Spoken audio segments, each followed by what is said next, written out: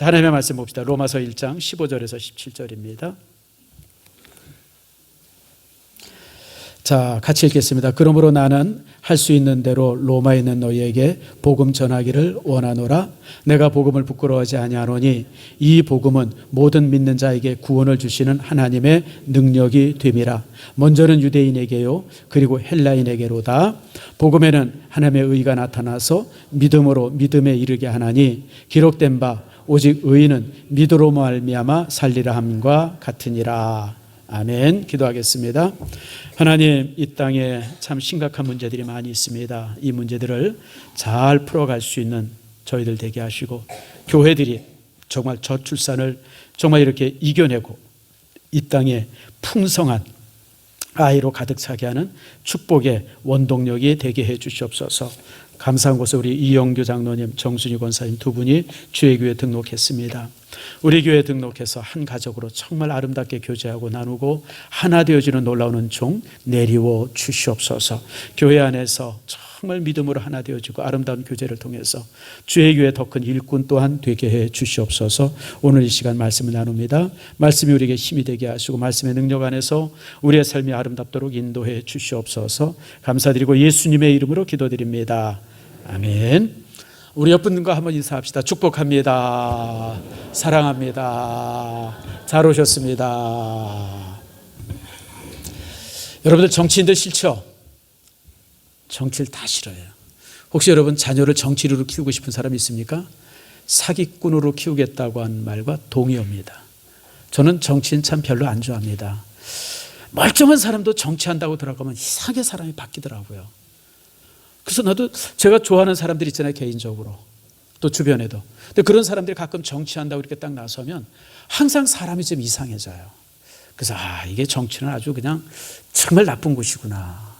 이제 그런 생각을 종종 해보는데, 그런데도 불구하고 간혹 정치인들 중에 존경할 만한 사람들이 있어요. 우리나라에도 그런 분들이 좀 있었고 지금 있는지는 모르겠지만 있어요. 근데 과거에 몇 분이 좀 참 저런 분이 정치하면 좋겠다. 이런 분들이 있었어요. 지금 또 제가 또 이제 요즘에 정치인 중에 한 분을 좀 좋아하고 제가 존경합니다. 그분이 누구냐? 미국 사람입니다. 마이클 펜스라고 하는 트럼프 때 부통령 하셨던 분이에요. 저는 사실 그분을 잘 몰랐어요. 잘 몰랐는데 3년 전에 코로나로 인해서 미국에 기도회가 있었어요. 그때 이제 그 기도회 할 때, 백악관에서 기도회를 할 때, 그때 이제 마이클 펜스 이 부통령이 기도회를 인도하는 것을 제가 봤어요. 말끔하게 하신 분이 나와가지고 나는 기도회 때 그렇게 은혜 받아본 적이 없어요.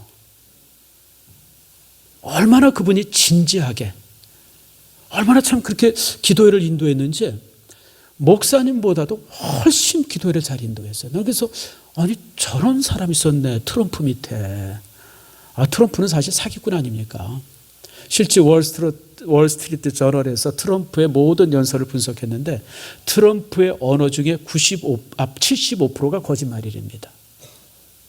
그런데 그런 사람 밑에 부통령을 했는데, 그리고 부통령을 할 때 그 트럼프에 대한 공손함도 참 난 지금도 기억나요. 대통령님께서 뭐 이러면서 트럼프에 대해서 그래서 그 부분도 나는 참 저런 사람이 있었구나. 참 그런 생각을 했어요. 그분이 사실은 이제 이번에 공화당 대통령 후보로서 이제 대통령 선거를 도전했는데 저번 주일에 사퇴를 했습니다. 워낙 인기가 없어요. 그렇게 정직하고 정말 깨끗한 품이 있는 사람이 최고의 인기가 있어야 되는데 지금까지는 그래 왔는데 이상하게 트럼프가 들어서면서 미국의 이 대선의 판도가 확 바뀌었어요. 거짓말 잘해야 되고. 아무튼 그렇게 되어버렸어요. 그런데 그러면서 제가 사실 그분이 썼던 글들을 한번 읽을 기회가 있었어요. 읽는데 그중에 제가 정말 가슴에 닿는 구절을 하나 읽었습니다. 그가 이런 얘기를 해요. 나는 당원이기에 앞서 보수주의자입니다. 나는 공화당 사람이기 전에 나는 보수주의자입니다. 그리고 나는 보수주의자이기 전에 나는 그리스도인입니다. 이게 그가 선언했던 선언이에요. 그러니까 이게 목사님들 앞에서 교회에서 간증하는 데서 이런 데서 했던 얘기가 아니라 저가 공식적으로 선거운동하면서 그리고 많은 대중 앞에서 했던 이제 연설문입니다. 나는 공화당이기 전에 나는 보수주의자입니다. 그리고 나는 보수주의자 이전에 나는 그리스도인입니다. 그래서 저는 평생을 살면서 정치하면서 항상 강조했던 게 그리스도인의 품입니다. 품이 그리스도인 답자. 그래서 그분이 이제 사퇴연설을 하는 걸 제가 들어봤는데, 사퇴연설을 하는데 마지막 귀절이 뭐냐면, 여러분들 이제 품이 있는 사람을 대통령으로 뽑아주세요. 그리고 연설을 마칩니다. 트럼프는 아니죠. 트럼프는 아니에요. 그러니까 이제 트럼프가 마이클 펜스를 향해서, 부통령을 향해서 배신자라고 막 그렇게 이제 비난하는 것도 제가 참 들어봤습니다. 여러분, 우리가 기독교인들이 마이클 펜스 이 부통령처럼 어디서나 나는 그리스도인이라고 당당하게 말할 수 있는 용기가 있어야 돼요. 제가 교회 처음 다닐 때 70년대는 종종 교회 오는 분들 중에 신문지에 성경을 싸가지고 오는 사람들이 있었어요. 그랬던 사람 손 들어보세요. 내가 알아 누군지. 성경 들고 가면 사람들이 교회 다니냐고 물어보는 게 창피해서 신문지에 싸가지고, 심지어는 또 어떤 사람은 옛날에 요만한 성경이 있었어요. 기억나십니까? 요만한 성경 호접에다 놓아가지고 교회 오고, 이런 분들이 있었어요. 교회 다닌다고 하는 것이 그렇게 자랑스럽지 않았던 시대였었죠. 그런데 마이클 펜스 대통령은 나는 기독교인입니다. 내 인생의 시작은, 내 모든 삶의 기반이 신앙에 있습니다. 담대하게 선언했고, 지금까지 평생 그가 그렇게 살아왔던 분임을 보게 되어지죠. 오늘 본문도 그런 고백이 본문 안에 담겨져 있습니다. 자, 16절 말씀 보세요. 한번 따라합시다. 내가 복음을 부끄러워하지 아니하노니. 이게 참 놀라운 선언이죠. 내가 복음을 부끄러워하지 않는다. 다시 말하면 복음이 자랑스럽다고 하는 거예요. 그 당시 사실은 복음이 자랑스럽지 않은 시대였었어요. 로마 시대 때 로마의 복음이 전달됐을 때 대부분 예수 믿는 사람들이 노예들이었었어요. 그러니까 이 기독교 신앙은 노예들의 신앙이었습니다. 깔보죠. 그 다음에 로마인들이 이렇게 바라봤을 때 참 너무 가소로웠어요. 아니, 저 유대 땅, 저 가난한 유대 땅에서 태어난 젊은이, 그것도 로마인들의 그 재판에 십자가형을 받아가지고 십자가에서 죽은 청년이 살아났다 그러고, 그가 메시아라고 그러고, 그가 하나님이라고 그러는 무리들을 바라보니까 이게 도대체 우습지도 않은 거예요. 그러니까 이 로마 사람들은 기독교인들을 핍박하기 이전에 조롱했어요. 무시했어요. 기독교인들을 그냥 아주 그냥 깡무시했어요. 깡무시했어요. 저것들, 저것들 아주 거지 무리들, 이 노예들이나 믿는 신앙들, 뭐 이러면서 이제 기독교인들을 막 혐오하기도 하고, 그리고 이제 마지막에 또 이제 핍박도 했습니다. 왜냐하면 여러분, 멀쩡한 사람 하나 죽이면요, 이건 신문에 크게 되지만 노숙인 하나 죽으면 신문에 나야 안 나요? 안 나잖아요. 그러니까 뭐 기독교인들을 그냥 뭐 노숙인 취급을 했습니다. 사실 그래서요, 그 당시 로마 시대 때 이 콜로세움이나 이런 데서 이제 동물과 사람을 싸움을 시킬 때 제일 많이 잡아다가 죽인 게 그리스도인입니다. 왜냐하면 누구 하나 죽어도 뭐 항의 못 하니까, 그냥 죽어도 아무도 그냥 거기 관심이 없으니까. 기독교인들이 그렇게 취급을 받았어요. 그러니까 많은 기독교인들이 자기가 예수 믿는다고 하는 것이 자랑스럽지 않아요. 숨기고 감추고 그러고 살고 있는 그들을 향해서 오늘 사도 바울이 나는 복음이 부끄럽지 않다라고 선언한 겁니다. 복음이 부끄럽지 않다. 왜냐하면 왜 복음이 부끄럽지 않냐면, 따라합시다. 복음은 하나님의 능력이기 때문이다라고 그랬어요. 능력. 복음은 하나님의 능력이에요. 복음이 하나님의 능력이에요. 여러분, 그 당시 로마인들이 최고의 능력을 가지고 있었어요. 로마인들은 우선 지식을 가지고 있었죠. 지식의 힘이 있었습니다. 여러분, 헬라를 그리스를 점령하면서 그리스의 모든 지식을 이제 로마가 소유하게 됐어요. 그래서 여러분, 로마인들은 지식을 가지고 있었어요. 또 로마인들은 힘을 가지고 있었습니다. 힘. 로마인들은 그 가지고 있는 힘을 통해서 지중해 연안의 모든 문명 세계를 정복합니다. 그래서 그 로마인들이 문명 세계 전체를 점령하고 나서 뭐라고 했냐면 팍스 로마나라고 그랬어요. 팍스 로마나. 팍스는 뭐냐면 피스, 평화라는 뜻이에요. 로마의 평화. 그 로마의 평화가 뭘로 유지가 되냐면 힘으로 유지가 되는 겁니다. 강력한 로마인들의 힘들, 군사력, 그걸 가지고 이제 이제 지중해 연안의 모든 도시들에게 평화를 가져왔어요. 그 평화가 100년 이상 지속이 되어집니다. 그래서 그 시대를 갖다가 팍스 로마나라고 그러죠. 그리고 또 하나는 기술의 능력이 있었습니다.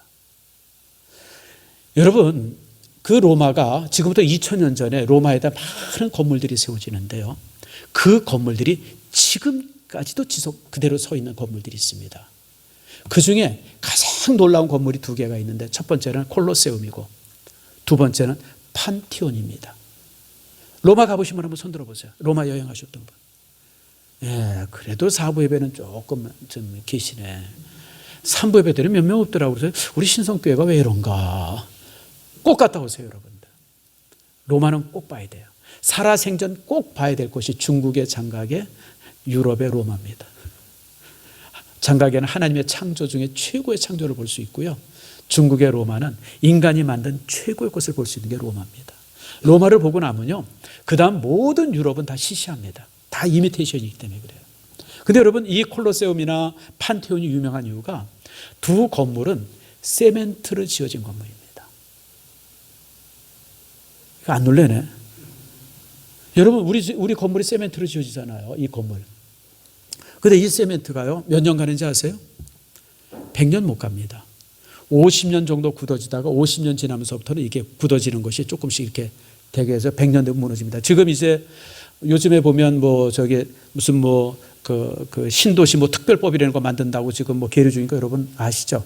일산 사람들이 관심이 있을 거예요. 특별히 백석동에 이제 어떤 이 초점이 되고 있어요. 왜냐하면 30년 전에 노태우 대통령이 이제 100만 가구인가를 만들고 막 그런다고 그랬을 때 이 지역의 건물들이 소금이 섞여 있는 바다모래 가지고 지은 건물이라 그래가지고 지금 막 여기 이제 새로 지어야 된다 막 그런 얘기들이 주고 있어요. 어제도 저쪽 어디입니까? 일산 주엽동에 주차장 기둥이 무너졌다고 그러잖아요. 신문 안 봐요?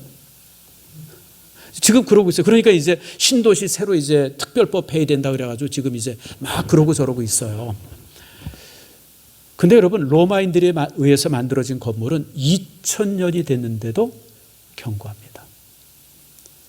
그리고 더 놀라운 사실은 콜로세움이라든지 판테온에 쓰여진 세멘트가 지금도 계속 굳어지고 있답니다.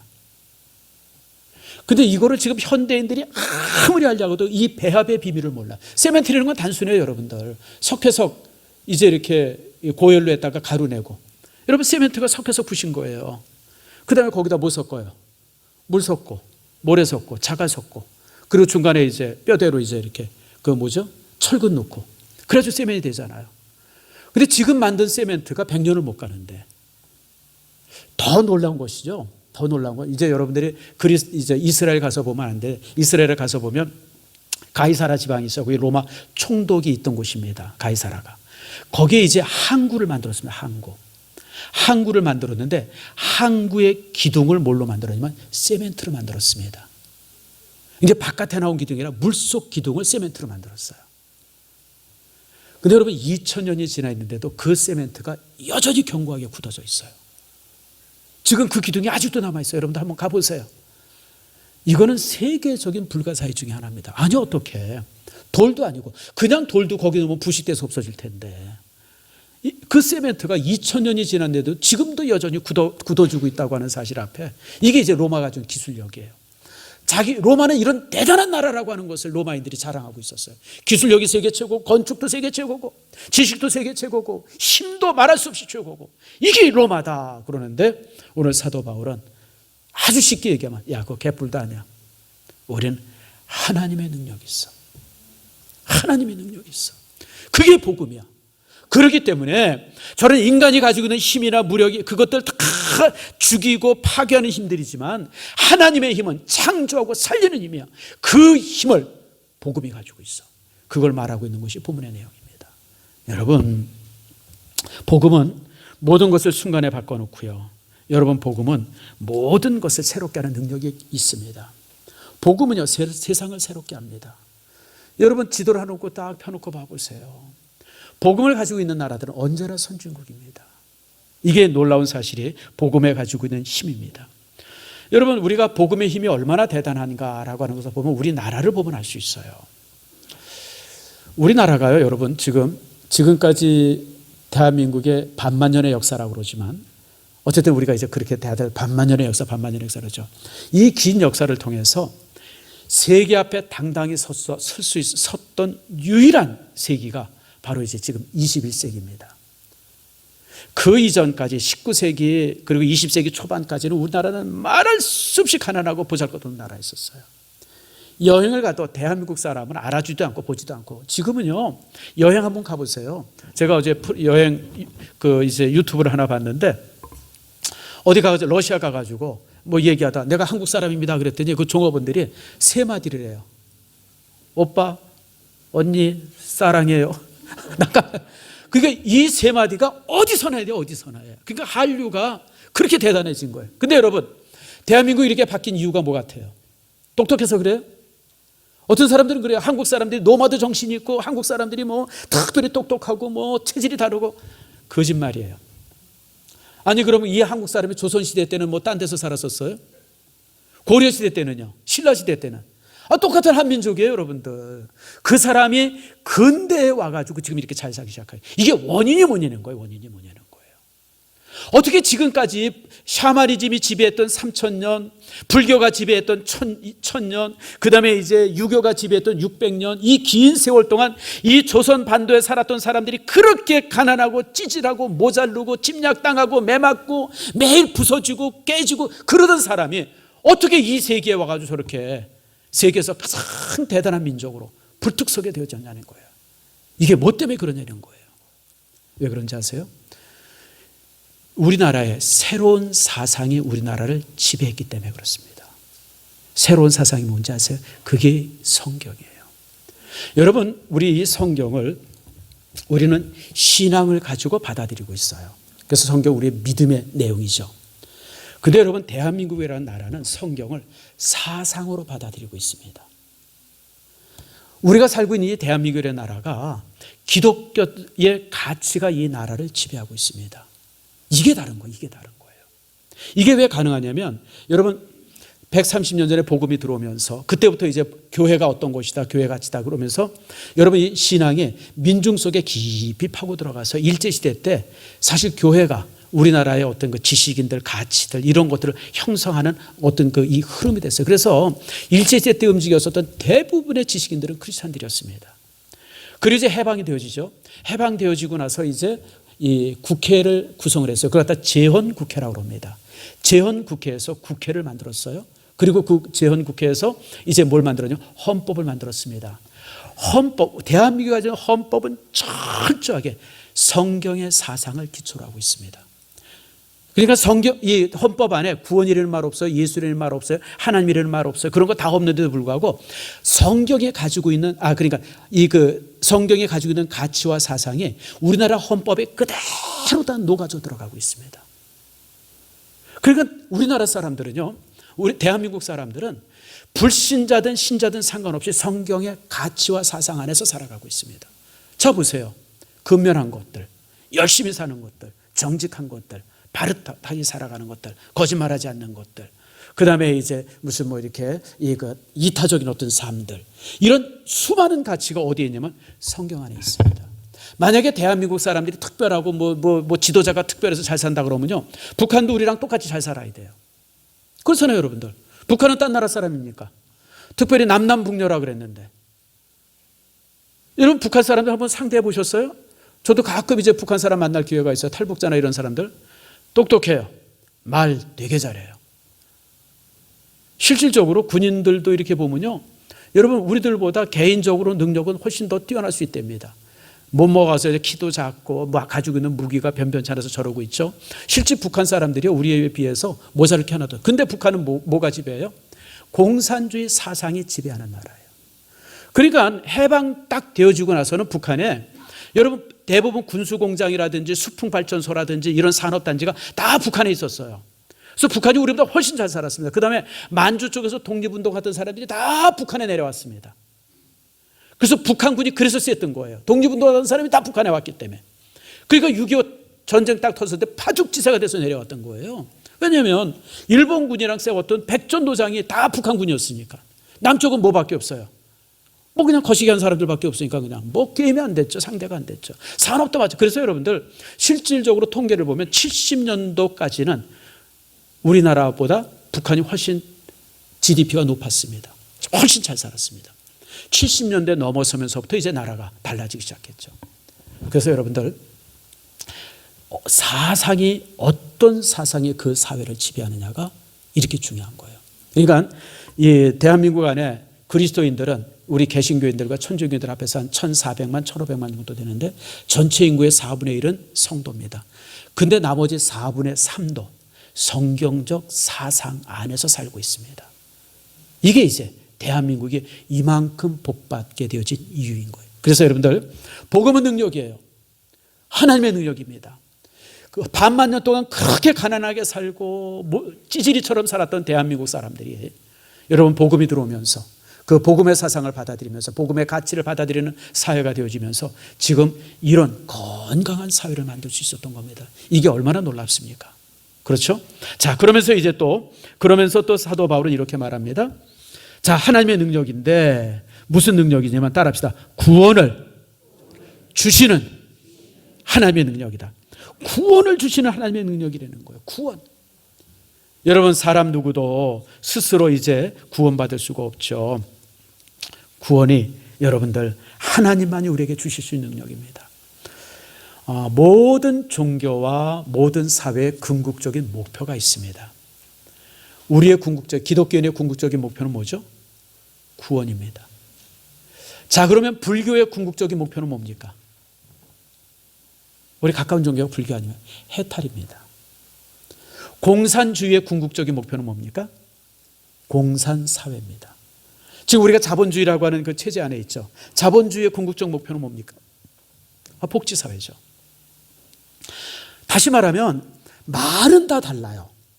구원, 해탈, 무슨 공산사회, 복지사회, 말은 다 다른데 사실 내용은 똑같은 거예요. 같은 모양을 향해서 달리고 있는 겁니다. 근데 여러분, 우리 불교인들은 이 구원을 얻는데 얼마의 시간이 필요하면 몇 겁의 시간이 필요하대요. 몇 겁. 아마 절 다니던 분들 기억날 거다. 1갑, 1겹, 2겹, 불교인들이 쓰는 이 그 단위인데 불교인들이 얘기하는 1 그 겁이 얼마냐면 43억 년입니다. 몇 겁이면 얼마야?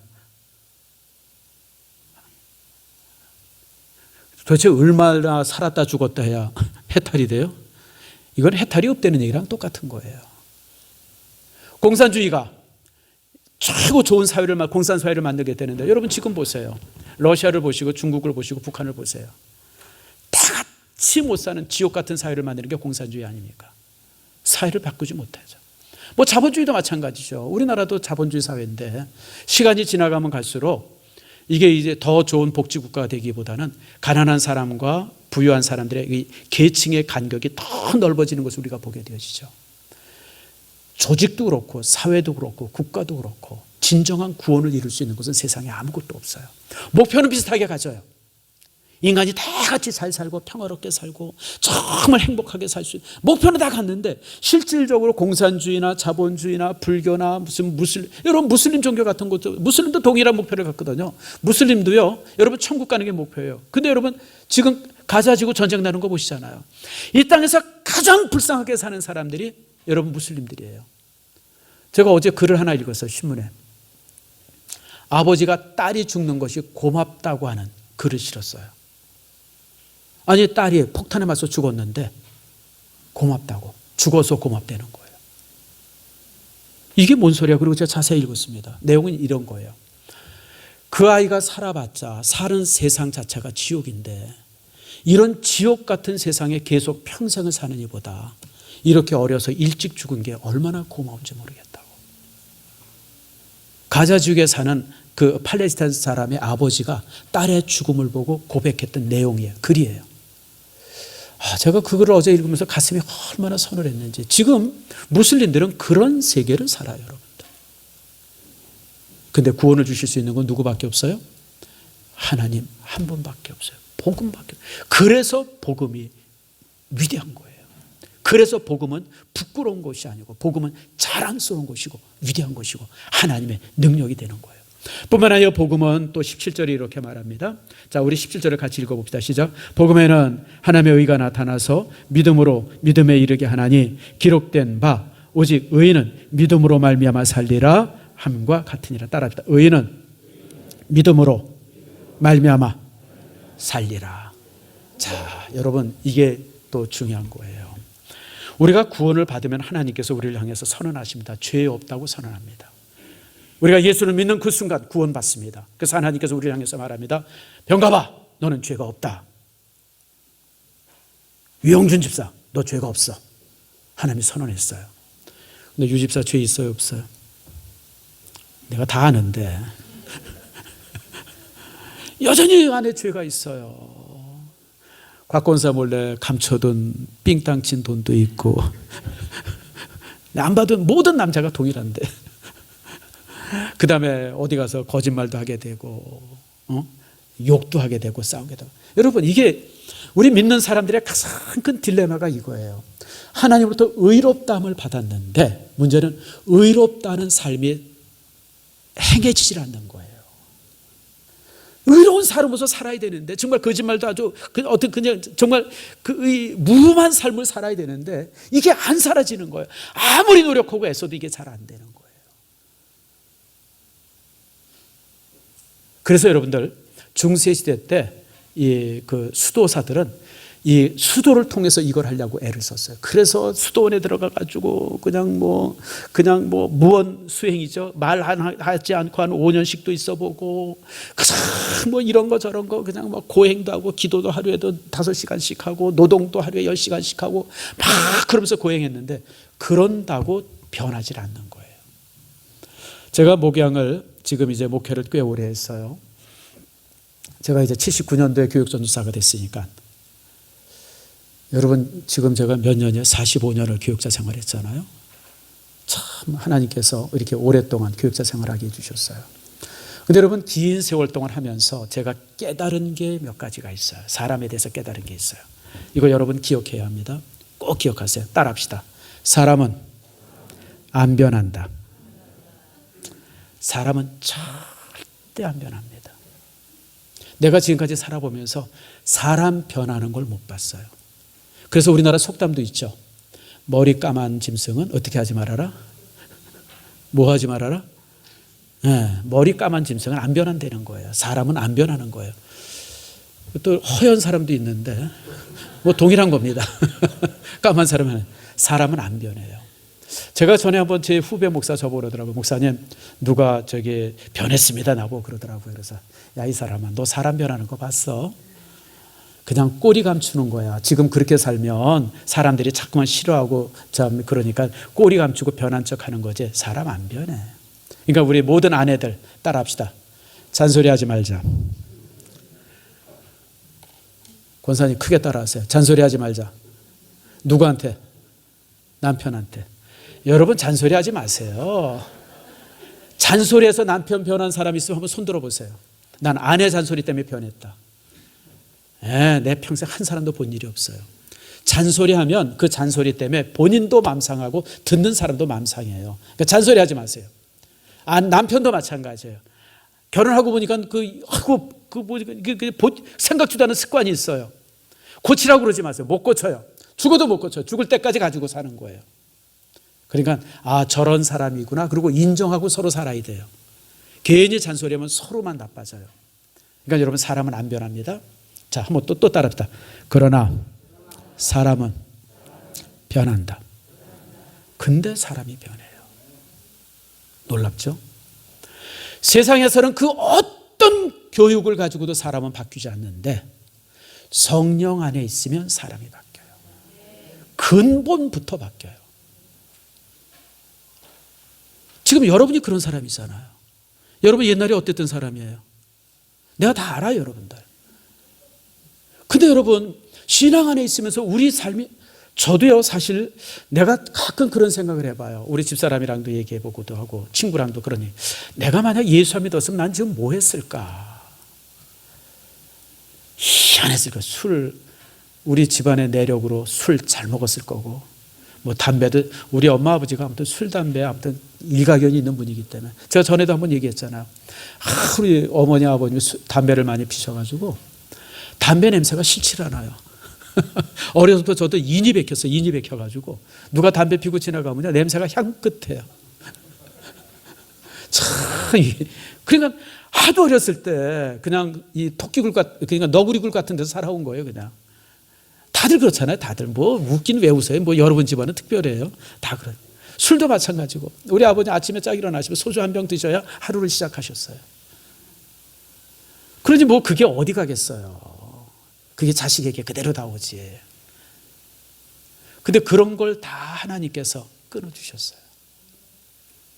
그리고 제가 제 10대를 제가 알잖아요. 내가 10대 어떻게 살았는지. 내가 10대 살았던 모습 그대로 내가 살고 지금까지 왔다 그러면 내가 아무튼 희한한 사람 됐을 거예요. 예수 믿고 나서 내 인생이 근본부터 바뀐 거예요.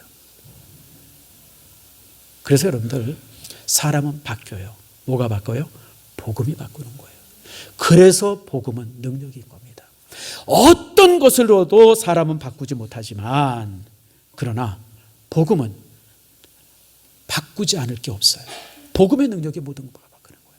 그래서 여러분들 예수 믿는 사람이 어느 날 보니까 저절로 담배도 끊고 술도 끊고 노름도 끊고 나쁜 짓 하던 것도 끊고 이 거짓말 하던 것도 다 끊고 가슴이 정말 새로워지고 그래서 정말 나 스스로도 놀랄 정도로 내가 변해 있는 것을 보게 되어져요. 누가 바꿔요? 믿음이 바꾸는 거예요.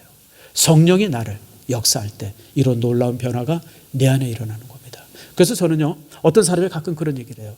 아이고 목사님 내가 교회 나갈래도 담배를 하도 피워서 담배 끊고 교회 나오랍니다. 그 사람은 죽어도 교회 못 나옵니다. 교회에 오면 저절로 끊는 거예요. 아 목사님 내가 술 끊고 교회 다니랍니다. 아이고 술을 끊고 어떻게 교회를 와요? 그 좋은 술을 어떻게 끊어요? 믿음 갖다 보니까 술이 저절로 멀어지는 거예요. 여러분들 바로 이게 의인은 뭐로 살아요? 믿음으로 산다고 하는 게 바로 이거예요.